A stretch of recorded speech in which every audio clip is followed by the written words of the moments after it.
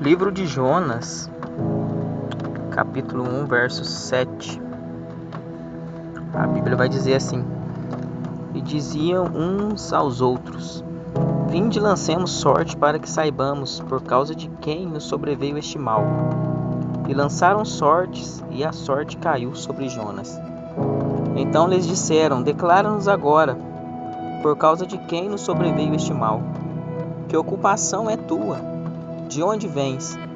Qual a tua terra e de que povo tu és? E ele respondeu: Sou hebreu e temo ao Senhor, o Deus do céu, que fez o mar e a terra. Então os homens ficaram possuídos de grande temor e lhe disseram: Que é isto que fizeste? Pois sabiam os homens que ele fugia da presença do Senhor, porque ele havia declarado. Disseram-lhe: Que faremos para que o mar se nos acalme?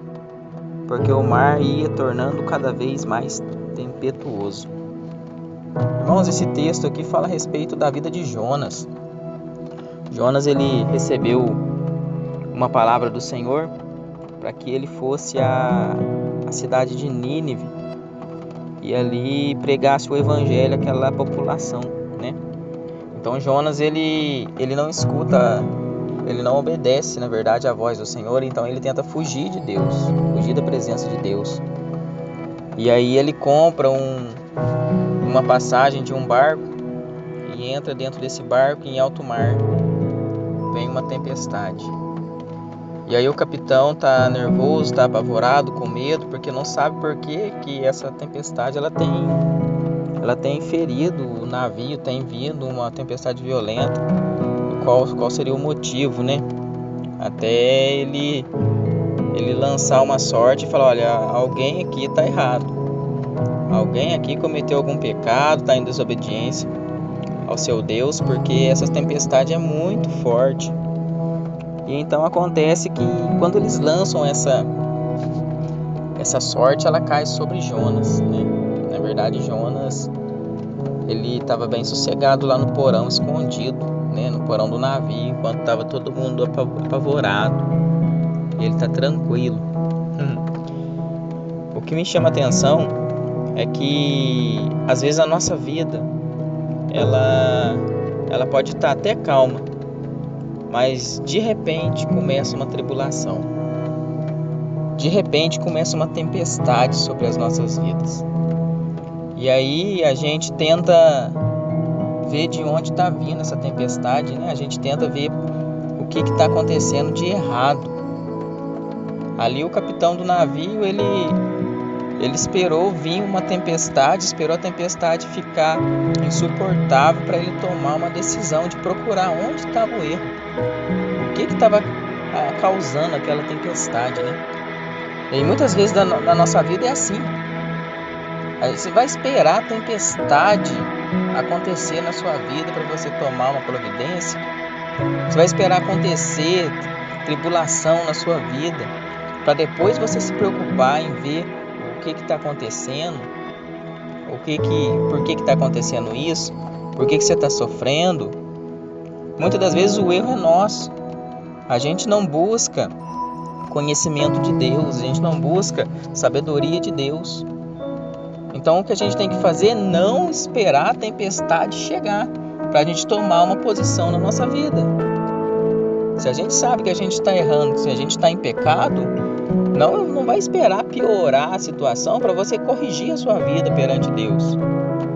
Né? A gente precisa aprender a não esperar a tempestade chegar na nossa vida, na nossa família, no nosso casamento, certo?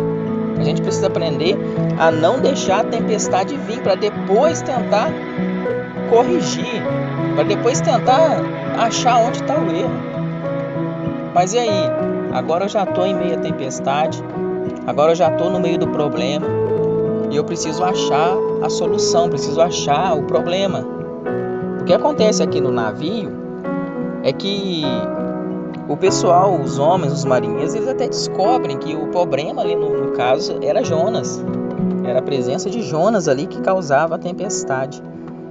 No entretanto, Jonas ainda fala: olha, me lança no mar, né? Só tem um jeito de resolver isso. né? E aí Jonas acaba falando para eles: eu sou o problema, vocês têm que se livrar de mim. E aí vai saciar a tempestade. E aí o versículo 13,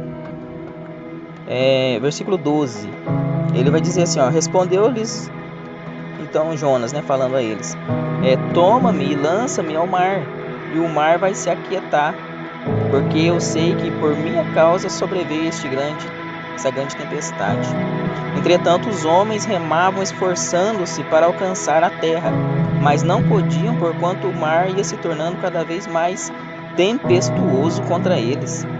Então clamaram ao Senhor e disseram: Senhor, rogamos que não pereçamos por causa da vida deste homem, e não faças cair sobre nós o sangue, quanto a nós inocentes, porque tu, Senhor, fizeste como te aprouve. O que aconteceu aqui? Eles acharam o erro, eles viram aonde estava o erro, mas mesmo assim eles continuaram remando contra a maré ali, né? Continuaram se esforçando para alcançar a terra. E a tempestade vindo, ou seja, ele já achou o erro e não quis corrigir. O que acontece na nossa vida muitas vezes é isso: a gente se acomoda com o pecado, a gente acha o erro, a gente sabe aonde está o erro, já localizou. O ideal é que não espere a tempestade chegar.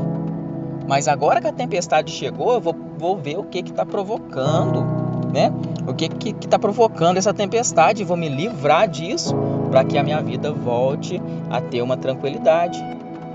Os marinheiros aqui descobriram o que estava ocasionando, mas eles manteve Jonas dentro do navio e a tempestade continuou. Então, com suas forças, eles tentaram chegar até a terra. E aí o que acontece? Na nossa vida não é diferente. A tempestade ela não vai parar se você não achar o que está causando ela e se livrar dela, se livrar dele, do problema, do pecado, né? do atrito. Se o problema é a falta de diálogo, você precisa corrigir. Se o problema é falta de amor, atenção, carinho dentro da sua casa, a gente precisa corrigir. Por quê? Porque senão vai vir tempestade. E aí, a hora que estiver no meio da tempestade, você vai ficar perdido, vai tentar lutar contra as suas forças e você não vai vencer, você não vai conseguir suportar e passar por cima dessa tempestade. Aqui o que aconteceu era que a única maneira que eles tiveram foi lançar Jonas dentro do mar. E aí o versículo 15 vai dizer que e levantaram a Jonas e o lançaram ao mar, e cessou o mar e toda a sua fúria. Ou seja, eles encontraram um erro. Eles viram aonde estava acontecendo a tempestade, qual era o motivo da tempestade estar pegando eles ali em alto mar. Na nossa vida é assim. A gente precisa ver. O ideal é não esperar a tempestade. Se você puder antecipar, se você puder evitar a tempestade, glória a Deus, vai ser bênção, bem melhor para a sua vida. Mas, irmão, agora eu já estou no meio da tempestade. Então o que você deve fazer é achar o que está ocasionando a tempestade. É achar o que está ocasionando a tempestade na sua vida, na sua casa, no seu casamento, no seu relacionamento, na sua vida íntima com Deus. Porque aqui no caso Jonas estava fugindo de Deus. E a tempestade era porque ele estava fugindo da presença de Deus. Deus deu uma ordem e ele não quis fazer essa ordem de Deus, que era pregar o evangelho. Então na nossa vida não é diferente. A gente precisa aprender a ver a tempestade e tentar evitar. Mas se ela chegar na nossa vida, é procurar ver o que está ocasionando. E aí sim eu vou me livrar dela. E aí vai saciar, vai ficar tudo calmo novamente.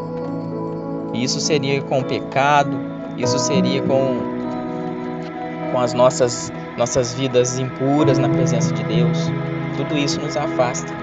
Tudo isso faz a tempestade se levantar contra a nossa vida. E aí a gente precisa voltar e corrigir, e ver aonde está o erro. E aí tudo vai se acalmar. Tudo vai voltar à tranquilidade. Amém? Glória a Deus.